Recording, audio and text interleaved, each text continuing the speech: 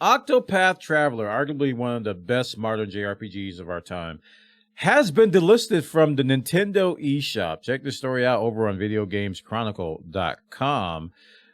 Third-party retail codes still work, however. Now, Nintendo has delisted the game from the Nintendo eShop. And when I first saw this article, I immediately thought about all the other times Nintendo delisted things from the eShop, and I got upset. I was just like, why do they keep doing this? They keep removing things from their eShop and making it frustrating to rely on them to keep things around. Like, what if I want to buy this like next year or something? Or it's just things disappearing from the eShop doesn't make you feel good about trusting and relying on it. But this article points out a very important point.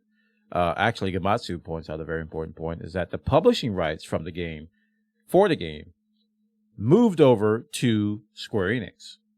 It was previously published by Nintendo.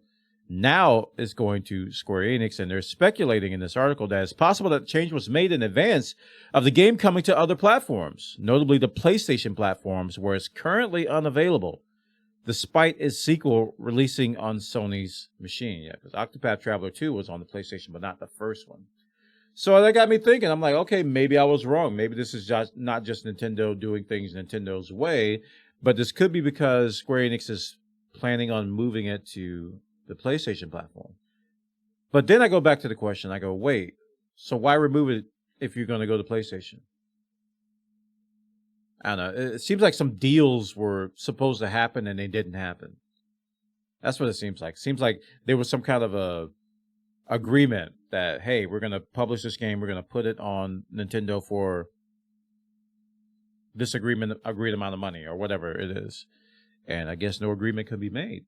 Because to simply straight up remove it just because you're going to the PlayStation doesn't make sense. Also, Nintendo removing anything from the eShop doesn't make sense to me, but what do I know about sunsetting games and live services? I don't know. I don't do any of that for a living, so I don't know the intricacies and all the tomfoolery behind it. But it just seems weird that they're removing things from the eShop, just in general. Not just Octopath Traveler, but just in general. Check the story out over on videogameschronicle.com. They got the details. It really doesn't make sense why they're doing it. You can speculate that it's because the game is coming to possibly PlayStation since Square Enix took over the publishing rights from Nintendo. But even that doesn't make complete sense. So we're going to be watching this one very closely. Developing story about Octopath Traveler. If you haven't played it yet, highly recommend it. One of the better JRPGs in a very, very long time. Check it out over on videogameschronicle.com. I'll put the link in the show description.